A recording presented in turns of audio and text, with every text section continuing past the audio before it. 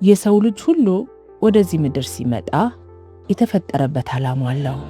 ዋናው ነገር መክሊቱን አውቆ መሰማራት፣ እዛ ለተፈጠረበት ዓላማ መኖር ነው እና ሁላችንም እንደየመክሊታችን፣ እንደየተሰጧችን፣ እንደየአቅማችን ላይታች ደፋ ቀና ስንሉ እንውላለን። ኑሮን ለማሸነፍ፣ ቤተሰብ ለማስተዳደር፣ እልፍ ሲልም ከራስ አልፎ ለሀገርና ለወገን የሚጠቅም ነገር ለማበርከት። ዛሬ አንድ ሰው እንተዋወቅ። ወደ እያንዳንዳችሁ ቤት እንመጣለን። እስቲ እንተዋወቅ። አንዳችን ለአንዳችን የግድ እናስፈልጋለንና እና ቡና ይጠመቃል ማለት ነው። ቡና በደንብ ይጠመቃል። ይሄው የቡና መጥመቂያችን ነው። እንደ ጠላ ይጠመቃል። ኢትዮጵያ ውስጥ የብዙ ሰው ጥርስ ሰብሯል፣ የብዙ ሰው ገሏል። እየፈነዳ ቡና ላፍላልሽ። ቅድም ወደድኳት ያልሻት ደስ ይለኛል። በጣም ጠፍተው ማን ብዬ ነው የምጠራህ? ዶክተር፣ መምህር፣ ሼፍ ምረጥልኝ። ከምነግርሽ ነገሮች ሁሉ የምወደው አሁን የምናገረው የመክፈል አቅም የሌላቸውን ልጆች ደግሞ በነፃ እንደምታስተምርም ሰምቻለሁ። ሀገር አንዷ ችግሯ አንዱ ምጥ የሆነባት ነገር ቢኖር እነዚህ መደገፍ የሚገቡትን ሰዎች መደገፍ አለመቻላችን ነው። የባርቢኪው ሊቅ ነህ ይሉሃል። ከየት የመጣ ይሆን? እዚህ ለመድረስ ብዙ ጎዳናዎችን አልፌ ነው የመጣሁት። የሆድ ነገር ሆድ ይቆርጣል። ሆድን በጎመን ቢደልሉት ጉልበት ዳገት ላይ ይለግማል። ሆድ ይፍጀው። ብዙ ከሆድ ጋር የተያያዙ ምሳሌዎች በሀገራችን አሉ። የአመጋገብ ስርዓታችን ጨርሶ ነው መለወጥ አለበት ብዬ አምናለሁ። እንደሚጠየቅ ለሚጠየቀው መልስ ለመስጠት ሁልጊዜ እንደሚዘጋጅ ሰው ሆኜ መኖር እፈልጋለሁ። ምኞትህ፣ ህልምህ ምንድን ነው? ኢትዮጵያ ውስጥ በጣም የሚያሳስቡኝና የሚያስጨንቁኝ 3 ነገሮች አሉ። ሰላም ሐረግዬ። ሃይ ታዲያስ እንኳን ደህና መጣሽ። ደህና ነሽ ሐረግዬ? እንዴት ነሽ? እንኳን ደህና መጣሽ። ላስጎብኝሽ እባክሽ። እስቲ አሁን እንግዲህ ዛሬ ቤቶቼን አስጎበኝሻለሁ። መጀመሪያ ይሄንን የምንሰራበትን ቤት አስተዋውቅሻለሁ። እዚህ የምንሰራው 2 ነገር ነው። እስቲ እሱን ላሳይሽ። ሰላም ለዚህ ቤት። ሰላምሽን ተቀብለናል። እንግዲህ ይሄ የምታዩ ኪችን በጣም 3 ነገር የምንሰራበት ማስተማሪያ ቦታችን ነው። እሺ፣ የመጀመሪያው የምግብ ዝግጅት እናስተምርበታለን። ሁለተኛው ደግሞ ኬክና ዳቦ ይማሩበታል። በተረፈም ደግሞ ብዙ ዓመት ሰርቼ በምግብ ዝግጅት ላይ እንደገና ደግሞ ድግሶችን እሰራል ነበር። ስለዚህ የኔንም ሙያ ከኔም ሙያ የሚወስዱበትን የኬተሪንግ ሰርቪስ መስጠት የሚፈልጉ እዚህ ይመጡና የሙያ ልምድ ልውውጥ ደግሞ እናደርጋለን። ስለዚህ የሚሰራው ኬተሪንግ ድሮ ዝም ብለን በልምድ ነበር። ትምህርት እንዳለው እውቀት እንደሚያስፈልገው ማናውቅ። አሁን ግን ትምህርት እንደሚያስፈልገው ስለተረዳን ተማሪዎቻችንን እየሰጠን እንገኛለን። ብዙዎቹም ከኛ ተምረው አገልግሎት እየሰጡ ይገኛሉ። እንደምታየው እዚህ የሚማሩበት ነው። ይሄ መክተፊያ ነው። እዚህ ላይ ነው የሚማሩት። እዚህ ላይ ነው ፕራክቲስ የሚያደርጉት። እዚህ ይሰራሉ፣ እዚህ ይጠብሳሉ፣ ይቀቅላሉ። እዚህ ላይ የሚደረጉትን በሙሉ ያደርጋሉ። በግራም ምናምን እየተመዘነ ነው የሚሰሩ። ግዴታ ሁሉ ነገር በልኬት ነው የሚሰራ። ያለ ልኬት የሚሰራ ነገር የለም። ለዚህ ነው ትምህርት ያስፈልገዋል። በእውቀት የታገዘ ይሁን የምንለውም ለዚህ ነው። ተምረውም ጨርሶበት ዕቃ ባዶ አድርጓል ማለት እንደዚህ እዚህ ይሰራሉ። እንደምታያቸው ናቸው። መንካት ይፈቀዳል? ይፈቀዳል። ሲያምር። ሶቴ ማድረጊያቸው ነው። ቻይና ፓን ይባላል። በዛው ይሄ ግሪላችን ነው። እዚህም ይሰራሉ። በጣም የሚያምር ቤት። በጣም አመሰግናለሁ። ትንሽ ቤት ውስጥ ያለው አልመሰለኝም የያዘው ዕቃ። አመሰግናለሁ። ወደድሽው?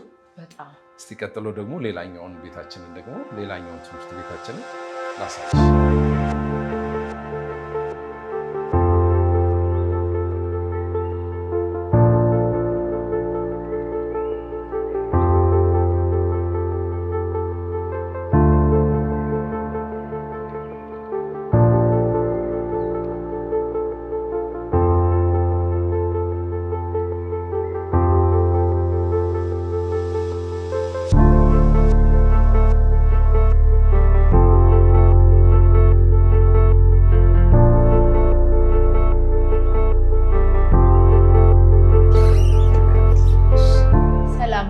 ቤት ሰላምሽን ተቀብለናል። ይሄ እንግዲህ ትልቁና ሁለተኛ የምናስተምርበት ትምህርት ቤታችን ነው። እሱን ከማሳየቴ ከማስተዋወቄ በፊት ፕሮቶኮል ስላለው ልብስ እንልበስ። ምን ይመስልሻል? ደስ ይለኛል። እሺ እንልበስ። መቅዲ አመሰግናለሁ። በዛውም ተዋወቂያት፣ መቅዲ ትባላለች። ይህ ድርጅታችን የኔ መረዳት ነች። እሺ እሱን ላልብስሽ። እሺ ጥሩ ነው። እንደዚህ ነው።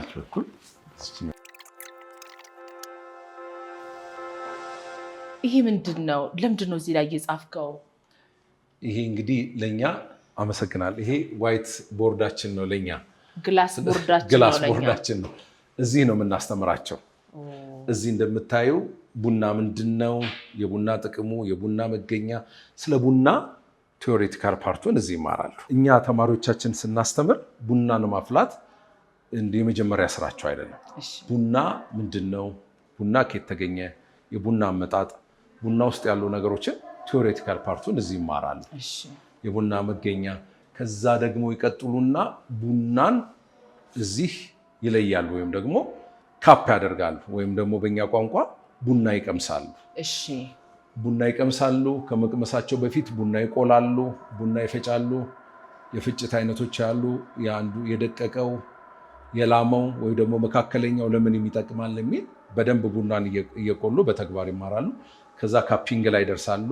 ቡና መቅመሱ ላይ የቡና መቅመስን ትምህርት እዚህ ከተማሩ በኋላ የራሳቸው ሃንዳውት የራሳቸው ፎርሞች አሏቸው። እነሱን ካደረጉ በኋላ እዚህ መጥተው ቡናውን ይቀምሳሉ። እንደምታዩ ቡናን ለመቅመስ የሚያስፈልጉን ነገሮች በሙሉ 11 ናቸው። 11ዱም ነገሮች እዚህ ተሟልተውላቸዋል። ስለዚህ ይኸውልሽ አረግዬ አንድ ባሪስታ እኛ ትምህርት ቤት መጥቶ ለመማር ቢመጣ ወይም ደግሞ እዚህ ትምህርት ቤት ውስጥ ተማሪ ሆኖ ሲቆይ የመጀመሪያው ስራ ስለ ቡና ማወቅ፣ ቡናን መቅመስ፣ የት ሀገር ነው፣ አንዱ ቡናን ከአንዱ ቡና መለየት። ይህንን ሁሉ ካላደረገ ቀጥታ የባሪስታን ስራ እንዲሰራ አንፈቅድም። ስለዚህ እንደምታየው እዚህ ቡና ካፕ ያደርጋል ወይም ደግሞ እዚህ ቡናን ይቀምሳል። ቀጣይ ደግሞ ወደሚቀጥለው ፓርቲ ይሄዳል። ይህንን እንደጨረሰ ሁለተኛውን ላስጎብኝሽ።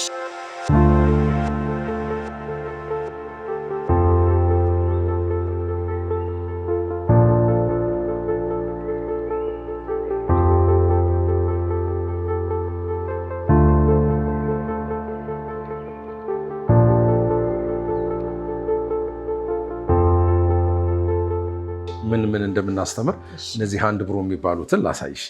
ከምናስተምርባቸው እቃዎቻችን መካከል ቡና ከሌላ ነገር ጋር ተደባልቆ ሲሰራ አላየንም። ብዙ ጊዜ እኛ ሀገር የተለመደው ወይ ከወተት ጋር ከሆነ ነው።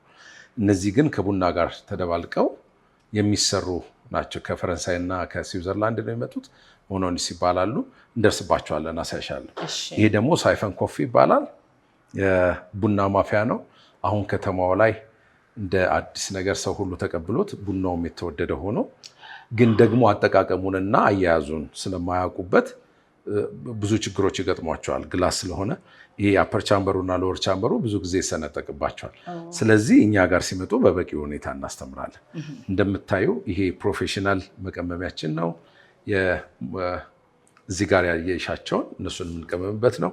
ይሄ ቪ16 ይባላል። ሃሪው ቪ16 ይባላል። ዓለም ላይ ካሉ በጣም ከሚወደዱ ከፊልተር ኮፊዎች መካከል ዋና ላይ የሚቀመጠው ይሄ ነው። ይሄ እንደምታዩ ተመሳሳይ ናቸው። አሰራራቸው፣ ነገራቸው አንድ አይነት ነው። ግን ደግሞ በኳሊቲ ደረጃ ይሄኛው ይበልጣል። ይሄ ኤዥያን ቪ16 ይባላል። ይሄ ቻይና ቪ16 ይባላል። ይሄ ደግሞ ጀርመን ቪ16 ይባላል። ይሄ ድሪፐር ነው። ድሪፕ ነው የሚያደርገው። ከነዚህ ትንሽ የሚለየው ወረቀቱም ወይም ደግሞ ድሪፕ ወይም ቡናውን ሲሰራልን ድሪፕ እያንጠባጠበ ነው። እነዚህኛዎቹም ተመሳሳይ ናቸው፣ ግን ወረቀታቸው ይለያያል። እዚህ ጋር እንደምታዩ ኬሜክስ ትባላለች። እቺ ኬሜክስ በሁለት አይነት ነገር ትሰራለች። እኛ እንኳን ኬሜክስ አይደለም የምንላት፣ ሸንቃጠዋ ነው የምንላት። እንደምታያት ሁሉ ነገሯ ዲኮሬት ነው። እንደምታያት ታምራለች። ፔፐሯም ወረቀቷም ያምራል። በሁለት ነገሮችን በእሷ እንሰራለን፣ ትኩስና ቀዝቃዛ። እስቲ በኋላ ላይ ትወጂዋለሽ ብዬ አስባለሁ። ይቅርታ፣ ቀዝቃዛ ቡና እሰራልሻለሁ።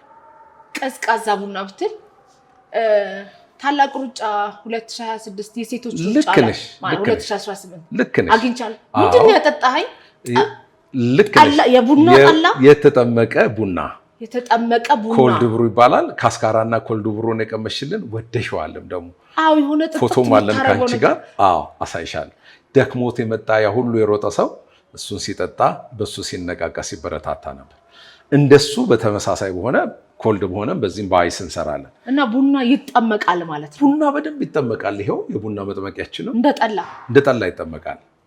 ኮልድ ብሩ ይባላል። ካስካራና ኮልድ ብሩ በሆትና በኮልድ ደገፈው ነበር በደንብ አረ መደገፍ ትችላለሽ። ምን ይባላል? ይሄ ኮልድ ብሩ ይባላል። እሺ እንደሚጠመቀው ያለው ከ8 እስከ 24 ሰዓት ድረስ ልንጠምቅ እንችላለን። 24 ሰዓት ወይም ደግሞ አንድ ቀን ሙሉ የፈጀ በሁለት መልኩ እንጠምቀዋለን። አንደኛው በቀዝቃዛ ሁለተኛውን ደግሞ በሙቅ። መጨረሻ ላይ ግን ቀዝቅዞ ጠሎ የሚወጣ ስለሆነ እጅግ በጣም ተወዳጅ ነው። ፓወር ቡስተር ይሉታል ብዙዎቹ፣ ማነቃቂያ ስለሆነ። እቺ እንደምታያት ካሊታ ትባላለች። እቺም የሸንቃጣዋ ታናሽ ነች፣ ኬሜክስ ትባላለች። እንደዚህ በሜሽ ነው እሷን ፊልተር የምታደርገው። እነዚህ እንኳን የቱርክ ኮፊ አዘገጃጀቶች ናቸው። የራሳቸው እንትን አላቸው። ተርኪሽ ኮፊዎች ናቸው። እቺ ለሃንድ ብሩ መስሪያዎቻችን ናቸው። ይሄ እንደተነጋገር ነው ኮልድ ብሩ መስሪያ ነው። ይሄ ደግሞ ፍሬንች ፕሬስ ይባላል። ይሄም 3 ነገር ልንሰራበት እንችላለን። ሻይ እናፈላበታለን፣ ቡና እናፈላበታለን፣ እንዲሁም ደግሞ ወተት ክሬም እንዲሆንልን መምቻ ይሆነናል። ስለዚህ እነዚህም በጣም ተወዳጆች እቃዎች ናቸው። እዚህ ጋር እንደምታያት ኤሮፕሬስ ትባላለች። እቺ እኔ እዚህ ውስጥ ካሉት ውስጥ ቡናውን የምወድለት ኤሮፕሬስ ይባላል። እንደምታዩ አሁን የረዘመ ትልቅ የሆነ ይመስላል።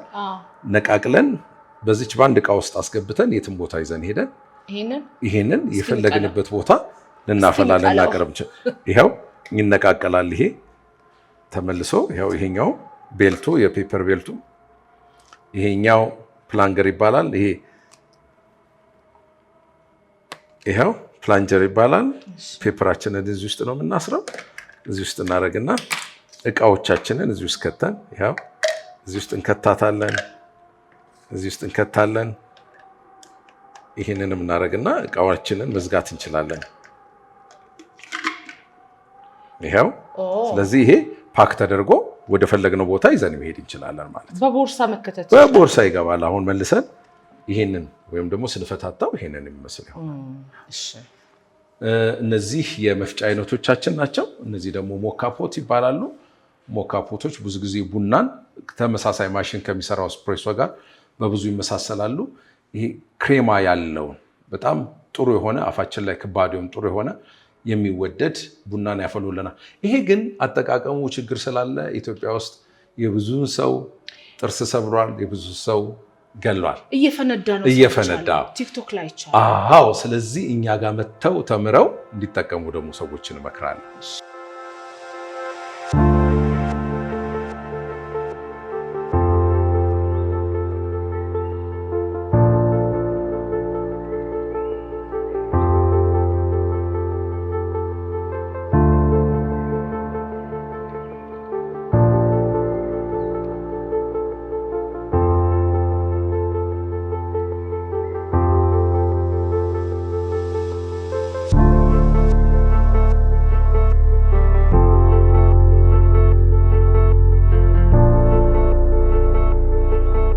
እሺ ሀረግዬ እንዳየነው የቲዮሬቲካል ፓርቱን አየን፣ ካፒንግ አየን፣ እዛ ደግሞ ሃንድ ብሩ አየን አይደል? እነዚህን ሁሉ ከተማሩ በኋላ ደግሞ አሁንም ቀጥታ ወደ ማሽን አንወስዳቸው። እዚህ ጋር ደግሞ እናመጣቸውና ጁስ፣ ስሙዚ፣ ኮክቴል፣ የቡና እነዚህን እዚህ ጋር ደግሞ እናስተምራቸዋለን።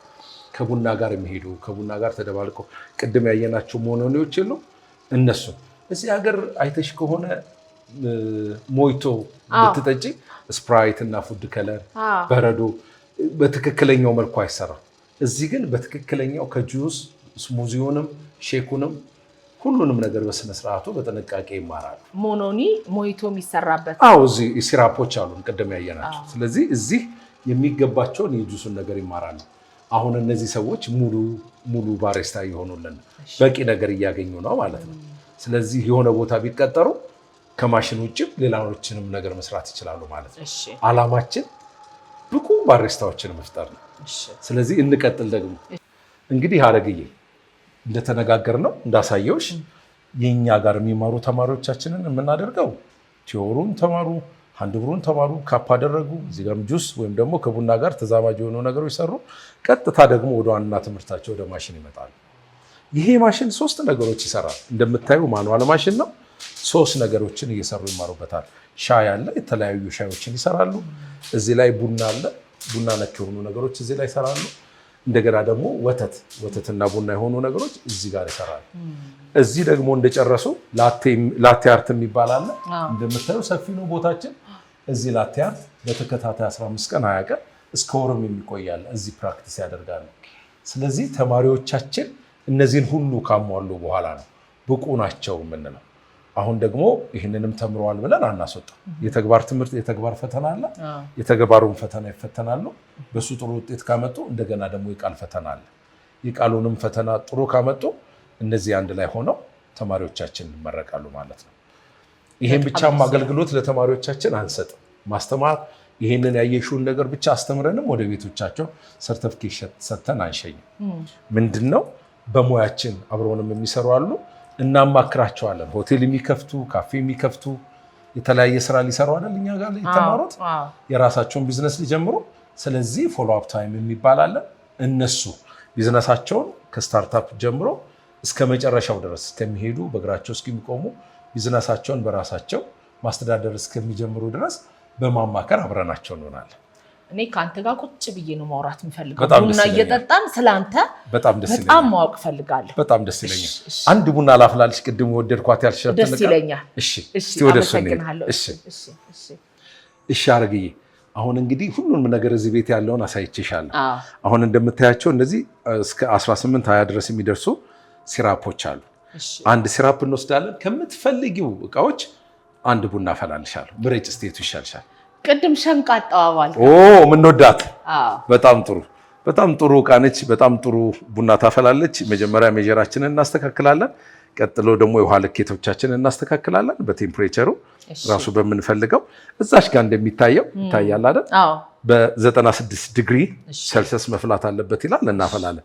እንደምታያት ይሄኛው ፊልተር እንትኗ ነው። ይህንን አንጠቀምም። ከሜሹ ይልቅ ፔፐር እንጠቀማለን። በፔፐር ውስጥ እንስራ።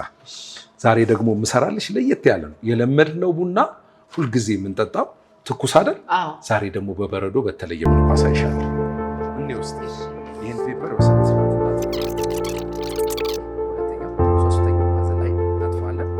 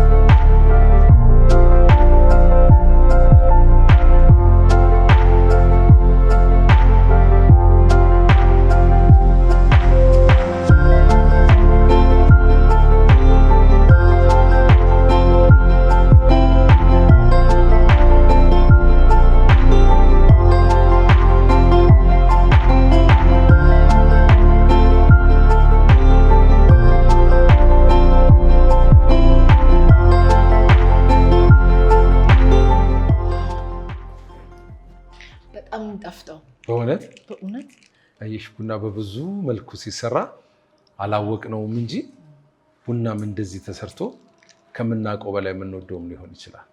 በጣም የሚጣፍጠው በጣም ቆንጆ ነው። እናመሰግናለን። እሺ ኢሳያስን እንተዋወቀው፣ ለተመልካቾቻችን እናስተዋውቀው። እሺ አመሰግናለሁ። እኔ ዶክተር ሼፍ ኢሳያስ ንጉሴ ይባላለሁ። ተወልጄ ያደግኩት በአንድ አርሲ ሮቤ የምትባል ከተማ ውስጥ ነው።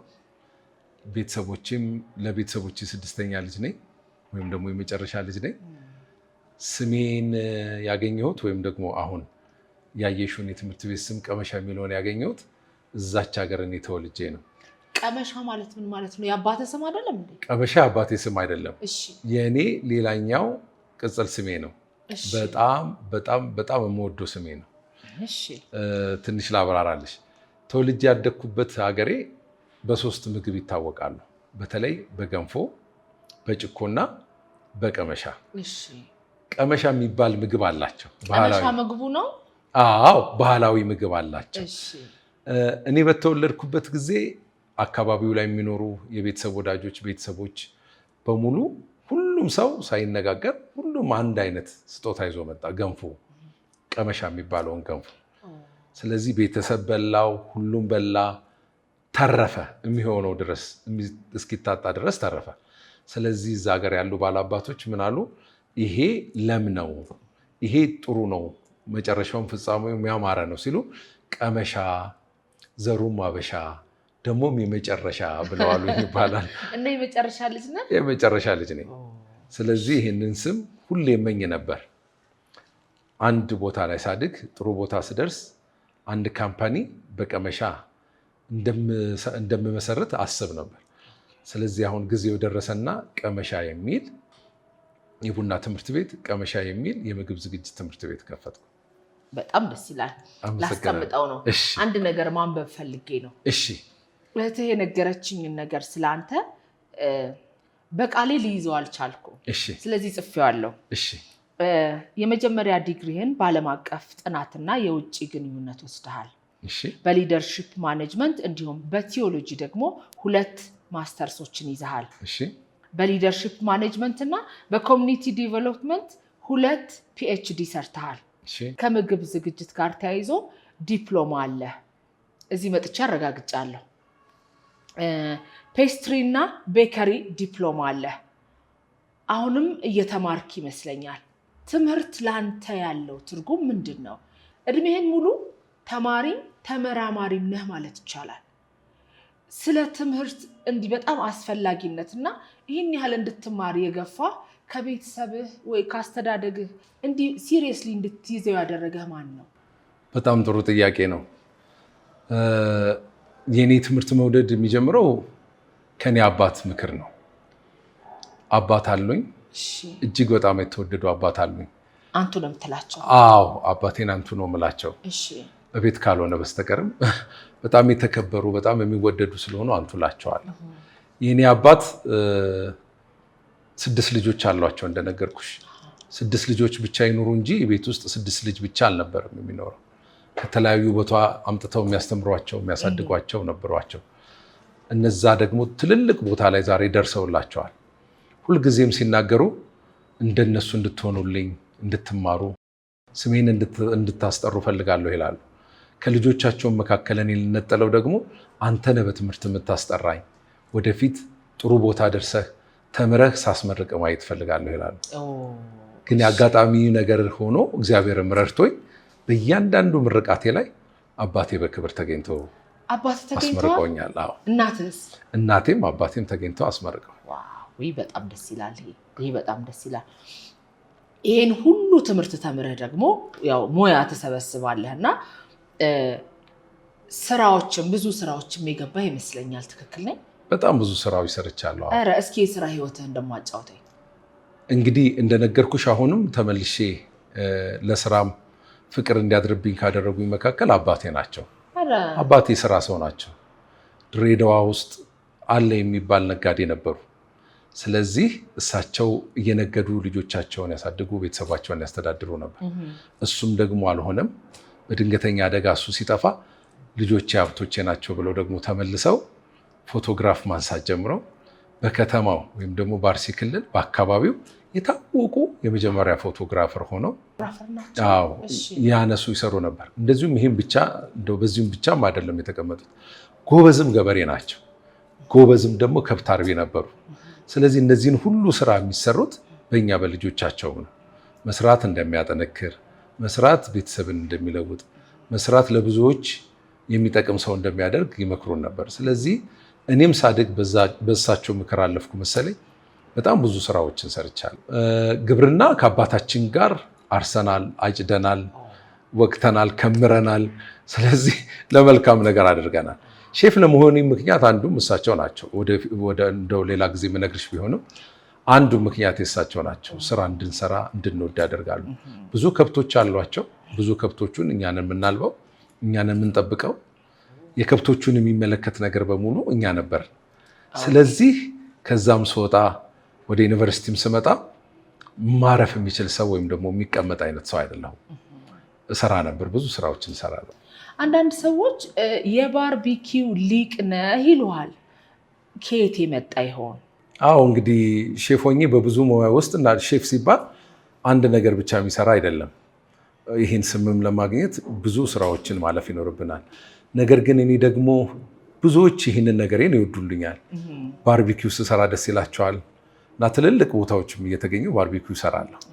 ስለሚወዱት ይመስለኛል እንደዛ ያሉኝ። እሺ እንደው ይቅርታ አድርግልኝ፣ ማን ብዬ ነው የምጠራህ? ዶክተር፣ መምህር፣ ሼፍ ምረጥልኛል። በጣም የምወደውን አንቺ ነው የምነግርሽ። ሼፍ ስትይኝ ደስ ይለኛል። በእውነት ሼፍ ወይ መምህር ብትይኝ ደስ ይለኛል። እሺ እስኪ እንዴት ሼፍ ሆንክ? የተማርከው ትምህርት እኮ ሌላ ነው። ሼፍ የመሆን ከልጅነት ፍላጎት ነበረ? እንዴት ነው ሼፍ የሆንከው? አንዳንዱ ፖለቲከኛው ሼፍ ይለኛል፣ አንዳንዱ ዶክተሩ ሼፍ ይለኛል፣ አንዳንዱ መምህሩ ሼፍ ይለኛል። በብዙ መልኩ ይጠሩኛል። ሼፍ የሆንኩበት እነዚህን ሁሉ መሰረቶችን ያገኙት ሼፍ ስለሆንኩ ነው። ለእኔ ጠቅሞኛል። የምወደውም ለዛ ነው። አመጣጡ እኔ ልሆን እንደዚህ ሼፍ ልሆን የቻልኩት እንዴት መሰለሽ? እኔ የኖርኩባት ሀገር ላይ ለእርዳታ የመጡ ጣሊያኖች አሉ። ማሲሞና ፕራንጀሊ ይባላሉ። ማሲሞና ፔራንጀሊ ይባላሉ። እና ትንሽ ነኝ እኔ ያኔ። አካባቢያችን ላይም ፈረንጅ ታይተው አይታወቅም። እኛ ሲጀምር ፈረንጆቹ ሁሉ ነገራቸውን ብርቃችን ነበር። ሌላ ሰው በንጣታቸው በፈረንጅነታቸው ሲገረም፣ በልጅነት ልቤ እኔ ይገርመኝ የነበረው እገረምበት የነበረው በአመጋገባቸው ነበር። ጠዋት ለምሳሌ ቅዳሜ ቀን ስራ የላቸውም፣ ካሉበት ከፊልዳቸው ይመለሱና ተሰብስበው ውጪ ይቀመጡና ጠዋት ኩክ ማድረግ ይጀምራሉ። የሆነ ነገር ይጠብሳሉ፣ ይቀቅላሉ፣ ይበላሉ፣ ይሰራሉ። ደግሞ ስፖርት ቀኑ ሙሉ እየሰሩ ሲመገቡ ያሉ። እኛ ደግሞ ታውቂያለሽ በባህላችንም ሀገራችን ላይ የለመድ ነው። ቁርስ እንበላለን፣ ምሳ እንበላለን፣ እራት፣ ያውም ተመሳሳይ ምግብ፣ ያውም ደግሞ ያልተለወጠ አንድ አይነት። ተለወጠ ቢባልም በዓል ከመጣ ስለዚህ ሁሌ እጓጓ ነበር። አጥራቸው ለእኔ ቁመት የሚያደርስ ስለነበር ቤት ትቼ ቤተሰቦችን ትቼ ስራዬን ትቼ እያመለጥኩ እየሄድኩ ጣራ ላይ እዛ አጥር ላይ እየተንጠለጠልኩ የሚሰሩትን ምግብ አይ ነበር እና በጣም እቀና ነበር። አይገርምም? ማረግኝ ምን አረግ ነበር መሰለሽ? ቅጠል በጥስና የሆነ ነገር ቆራርጥና ልጆች ሰበስብና ኑ ምግብ ልሰራላችሁ ላብላችሁ ነበር በልጅነት።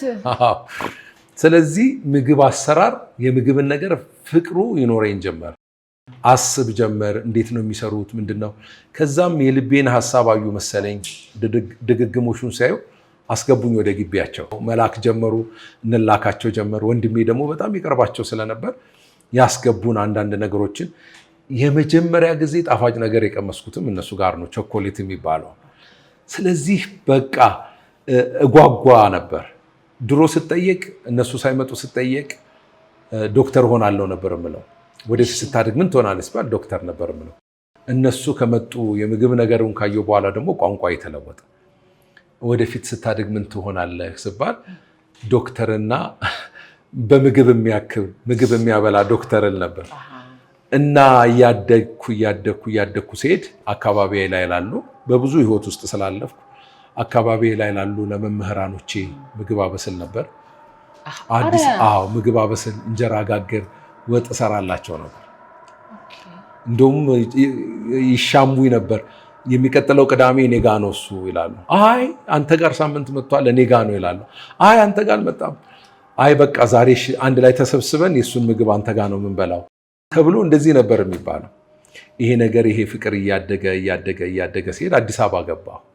አዲስ አበባ ከገባሁ በኋላ ቀን ቀን የዩኒቨርሲቲ ትምህርቴን እማራለሁ፣ ማታ ማታ ደግሞ ምግብ የሚያዘጋጁ ጋራ ተቀጥሬ መስራት ጀመርኩ። ስለዚህ እንዲህ እያለ ይሄ ሙያ ይሄ ፍቅር እያደገ መጥቶ ዛሬ ላይ ላለሁበት አቁቶኛል። ለመማርም ፍላጎት ኖረ? ሼፍ የመሆን ትምህርት እስክትማር ያው እንደምታውቂው ደግሞ የመማር ጉጉት ስላለኝ በጣም ጓጓ ስለነበር ምንድነው የተመረው ነው የሚል ስለነበረኝ እየዞርኩ ማር ነበር እየዞርኩ የሚሰሩት ጋር እኔ እንደውም እኔ እና ፍጹም የሚባል አንድ አብሮኝ የተማረ በጣም ፍጹም ተስፋ የሚባል የባሌ ሮቤ ልጅ አለ እና እኔ እና እሱ እንደውም የመጀመሪያ ጊዜ ፈረንጅ ቤት ፈልገን የእሱን የፈረንጅ ምግብ አሰራር ለማየት ተቀጥረን ነበር። ለመጀመሪያ ሲቀጥረን እቃ ጣቢ ሆናችሁ ነው የምትገቡት አይነት ነበር ያለን። ከዛ በኋላ ወዲያው ችሎታችንን የመማር ፍላጎታችንን አይቶ ደግሞ ፍላጎቴን አይቶ ከፍ አደረገን። በአንዴ ትልቁን ቦታ ያዝ። ምግብ ሰሪ ሆነ። አዎ ምግብ ሰሪ ሆነን ከዛ እንዲህ እያደገ መጣሁ። በትምህርት አጠነከርኩት። ዳቦ ተማርኩ፣ ኬክ ተማርኩ፣ እንዲሁ ምግብ ዝግጅት ተማርኩ። ከዛ በኋላ ያው እንግዲህ አሁን ያለሁበት ቦታ ላይ ደርሻለሁ። በጣም ደስ ይላል። የኬተሪንግ ስራ ብዙም ሳይታወቅ በሀገራችን ሼፍ ኢሳያስ ምግብ ዝግጅት ትሰራ ነበር። ከየት ለመድከው? እንዴት መጣለህ እሱ ሀሳብ? አዎ እንደዚህ ነው። እሰራባቸው የነበሩ ሆቴል፣ ሬስቶራንቶች ተጠቃሚዎቼ በጣም እኔ ስኖር ወይም ደግሞ እኔን ይፈልጉ ነበር። ስለዚህ ያው ሬስቶራንት ብቻ መጥተው ከመመገብ የሚልቅ ድግስ ሲኖራቸው እኔን እየጠሩ ባሉበት ቦታ እየሄድኩ ሰራ ነበር። ሲጀምር አንድም ሰው ሁለትም ሰው ሰራ ነበር። ይህንን በመከተል እንግዲህ ብዙ ከስተመሮችን ወይም ደግሞ ብዙ ደንበኞችን አተረፍኩ መሰለኝ።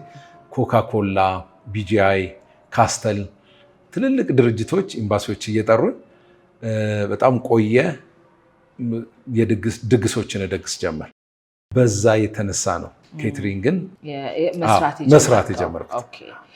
ትምህርቶች በአብዛኛው ሌላ ሆነው ሳለ የምግብ ዝግጅት ትምህርት ቤት፣ የቡና ዝግጅት ትምህርት ቤትን መክፈት ሀሳቡ እንዴት መጣለ?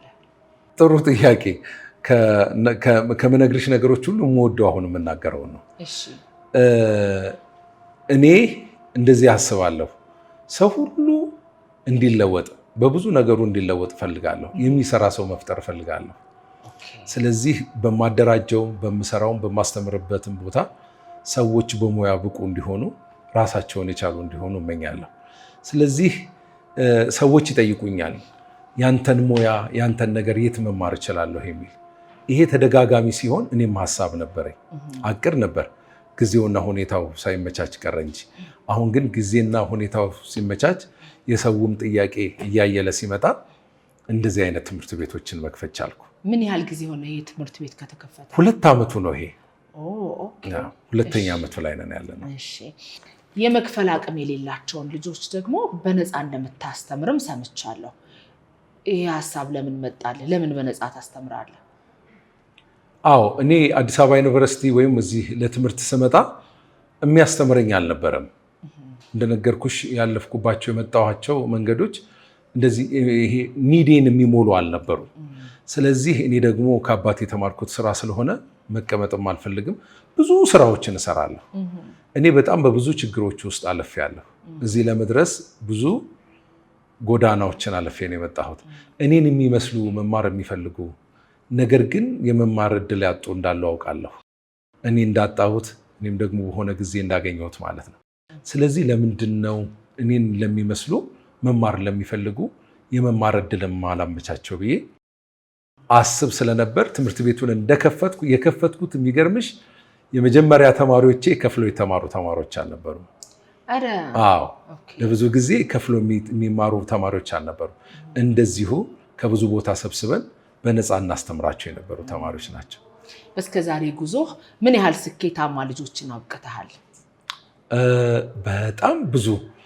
እኔ በጣም ብዙ ሼፎች አስተምሬ ያበቃኋቸው ልጆች አሉኝ። በዚህ 2 ዓመት ወይስ ከዛም በፊት? ከዛም በፊትም ከዚህ በ2 ዓመትም በጣም ብዙ ሼፎች አሉ።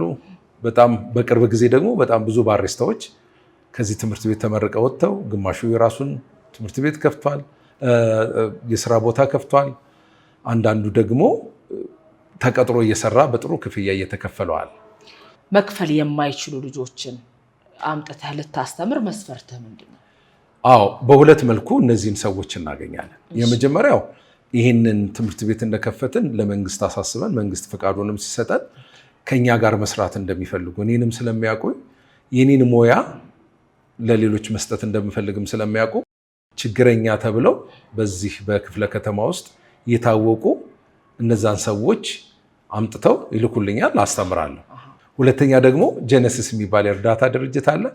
የሚሰራውም ከጎዳና ላይ ልጆችን ማንሳት፣ ሴተኛ አዳሪዎችን መሰብሰብ፣ ሽማግሌና መጦር የሚገባቸውን የእነሱን ሀሳብና ራዕይ ስለመደግፍ ከእነሱም ጋር አብሬ ስለምሰራ እነሱ በየጊዜው ከጎዳናም ቢሆን ከተለያየ መልኩ ያነሷቸውን ራሳቸው በህይወታቸው ለውጥ እንዲመጣ ካሰለጠኑ በኋላ እንደገና እንዲማሩልኝ ወይም ደግሞ ወደ መጨረሻ ከዛ ወጥተው የራሳቸውን እንዲችሉ በሚፈልጉበት ጊዜ የሙያ ትምህርት እንዲወስዱ እኛ ጋር ይልኳቸዋል። ስለዚህ እኛ እናስተምራቸዋለን። ብቁ ሲሆኑ ደግሞ መልሰን እንልካለን። በጣም ደስ የሚለው። ወደድሽው? በጣም አንተ አስተምረሃቸው ለቁም ነገር ከበቁት ሰዎች ውስጥ እስኪ አንድ ሁለት እንደው የተለየ ታሪክ ያላቸውን ሰዎች አንስተህ ብትነግረኝ። በጣም ጥሩ ጥያቄ። የኛ ትምህርት ቤት እንግዲህ ከተለያየ ቦታ እንደሚመጡ ነግሬሻለሁ። ከተለያየ ቦታ መጥተው የሚማሩ ተማሪዎቻችን እኔ የሚያስደንቀኝ አሁንም ለሰው ሁሉ የምናገረው ባረኩትም የምኮራበት ሁለት ተማሪዎች ልጥቀስልሽ። አንድ ሴትና አንድ ወንድ። አንዷ ሴት ከሴተኛ አዳሪ ቦታ ነው ያነሷት፣ እኛ ጋር መጧት። ታሪኳን ስትነግረን እጅግ በጣም አዘነን። እጅግ በጣም የሚያሳዝን የሰው ልጅ ሊያልፍበት የማይገባ ጎዳና ነው ያለፈችው። በብዙ መከራ ውስጥም ነው የምትኖረው። ስለዚህ እሷን ለማስተማር እኔም በጣም ደስተኛ ነበርኩ። ስለዚህ አስተማርናት። ከታሪኮቿ መካከል ወደ ሴተኛ አዳሪነት የገባችው የምታስተዳድረው ቤተሰብ፣ የታመሙ እናት፣ ልጆችም አሏት። የእህቶቿም ልጆች የሞቱ ልጆቿንም እንትን ታስተምራለች እና ይህን ሁሉ ነገር ታደርግ የነበረው ይህንን ስራ በመስራት ነው። ያንን ስራ ፈልገው አልነበረም። ስለዚህ እኛ ጋር ከመጣች በኋላ እኛ አስተማርናት። ከዛ ደግሞ ጥሩ አጋጣሚ ሆነና ብዙዎች ረዷት። የራሷን ጀበና ቡና ከፈተች። ዛሬ ስወጣና ስገባ ማያት የምደሰትባት የልቤ ማረፊያ ሆናለች። በጣም ደስ ይለኛል። ሁለተኛ ከወንዶች መካከል ምሳሌ የሚሆነኝ ልጅ አለ። በጣም ያስቃል። እንግዲህ በህይወቱ ያልሞከራቸው እጾች የሉም እና በጣም ዱርዬ ከሚባሉ ከማይፈለጉ ቤተሰብም ካገለለው እና ወድቆ የተረሳ ሰው ነበር። ነገር ግን በጀነሲስ ተነሳና የህይወት ለውጥ አድርጎ እንዲማር ደግሞ እኛ ጋር መጣ እና ተማረ። መማር ብቻም አይደለም፣ በጣም ካስተማርኳቸው ተማሪዎች በሙሉ በትምህርቱ ጎበዝ፣ የላቀም ውጤት በማምጣት ተመራቂ ሆነ። እነዚህ ሁልጊዜ ጥሩ ምሳሌ ሆኑኛል። ስለዚህ እንደ አገር ፋይዳ ያለው ነገር ሰርቻለሁ ብለህ ታስባለህ? በጣም ሀገር አንዷ ችግሯ አንዱ ምጥ የሆነባት ነገር ቢኖር እነዚህ መደገፍ የሚገቡትን ሰዎች መደገፍ አለመቻላችን ነው። ብዙ ነገር አለን። ገንዘብም ገንዘብ ያለው አለ፣ በእውቀትም አዋቂ ብዙ አለ ኢትዮጵያ ውስጥ። ነገር ግን አምኖበት ልቡን ለዛ ነገር የሰጠ ግን ብዙ የለም። ስለዚህ እነዚህን ሰዎች አንስቶ ለቁም ነገር አብቅቶ ለሰውም ሸክም እንዳይሆኑ ለሀገርም ሸክም እንዳይሆኑ እንደዚሁም ክፉ ነገር ውስጥ ቆይተው ህይወታቸው እንዳይበላሽ አምጥተን አስተምረን ለቁም ነገር ማብቃት ለሀገር ከዚህ በላይ ትልቅም ስራ አለ ብዬ አላስብም። የሆድ ነገር ሆድ ይቆርጣል። ሆድን በጎመን ቢደልሉት ጉልበት ዳገት ላይ ይለግማል። ሆድ ይፍጀው። ብዙ ከሆድ ጋር የተያያዙ ምሳሌዎች በሀገራችን አሉ። እንደው ከምግብ ጋር በተያያዘ ሳልጠይቅህ ላልፈው የማልፈልገው ነገር እንደ ኢትዮጵያዊ እኛ ኢትዮጵያውያን የምግብ ባህላችን ምን ይመስላል? ምንስ መሆን አለበት? እንደው ከውጭው ጋር እያነጻጸርክ ብትነግረኝ። እስቲ እንደዚህ ብለን እንየው። ኢትዮጵያ ውስጥ የምንመገባቸው ምግቦች ተመሳሳይነት ያላቸው ናቸው። አይጠቅሙም፣ ጥሩ አይደሉም ማለት ግን አይደለም። ተከታታይነት ሁላችንም አሁን እኔም አንቺን ብጠይቅሽ ጠዋት ቁርሳችንን ፍርፍር እንበላለን፣ ምሳችንን እንጀራ በወጥ እንበላለን፣ ራታችንን ደግሞ እንጀራ በሌላ ተመሳሳይ ነገሮች ናቸው። ስለዚህ ኒውትሪሽናል ቫሊዩ ወይም ደግሞ ለህይወታችን ለሚጠቅመን ለስጋችን የሚጠቅመውን ብዙ ነገሮችን ከነዚህ ነገሮች ብቻ ነው የምናገኘው። ተቀያያሪ ምግብ የለንም፣ አንድ አይነት ነው ሁሉ። ስለዚህ እኔ እንደዚህ ነው የማስበው፣ የአመጋገብ ስርዓታችን ጨርሶ ነው መለወጥ አለበት ብዬ አምናለሁ። ሁለተኛ ነገር ደግሞ ኢትዮጵያ ውስጥ ያለው የአመጋገብ ችግር አለብን። አንደኛው ይሄ ነው። ሁለተኛው የአመጋገብ ችግራችን መጠንን አለመለየት ነው። መጠን የሌለው አበላል ነው የምንበላው። ለሁላችንም ሲቀርብልን አንድ እንጀራ በሁለት ጭልፋ ወጥ ይሆናል። ስለዚህ ያልተመጠነ ልኬቱ ያልታወቀበት ነው። በሳይንሱ ምን ያህል ፖርሽን ወይም ደግሞ በልኬት ምን ያህል ቢሆን ነው አንድ ሰው መመገብ የሚገባው በቀን ውስጥ፣ እነዛን ያለፈ ነው እኛ የምንመገበው። ጠዋት ይህንን አክል እንጀራ በላን፣ ከሰዓት ደግሞ አሁንም ድብልቅልቅ ያለ ምግብ በላን። ስለዚህ መጠኑን አናውቀው። ላልተፈለገ ሰውነት መጨመር፣ እንደዚሁም ደግሞ በምግብ አለመርካት፣ በተጨማሪ የመጨረሻውና ደግሞ ክፉ ነገር ለህይወታችን ወይም ለስጋችን የሚያስፈልገውን ከተመገብናቸው ምግብ አለማግኘትን እነዚህን ያመጣል። እና ቅድም እንደነገርከኝ በሚዛን በግራም ተለክቶ ነው መብላት ያለብን ማለት ነው። አንድ ሰው ምግቡን ምን ያህል ፖርሽን በቀን ውስጥ ቁርሱን ምን ያህል፣ ምሳውን ምን ያህል፣ ራቱን ምን ያህል መመገብ አለበት የሚለው እዚህ እኛ እናሰለጥናቸዋለን። ተለክቶ ታውቆም በዛ ፖርሽን ልክ ነው መብላት ያለበት። ብዙ ትምህርቶችን ስትማር እስከ ፒኤችዲ ድረስ ስትማር ብዙ ፍልስፍናዎችን አብረህ እንደምታጠና እገምታለሁ ወይም አስባለሁ። የኑሮ መመሪያ ሊሆን ይችላል።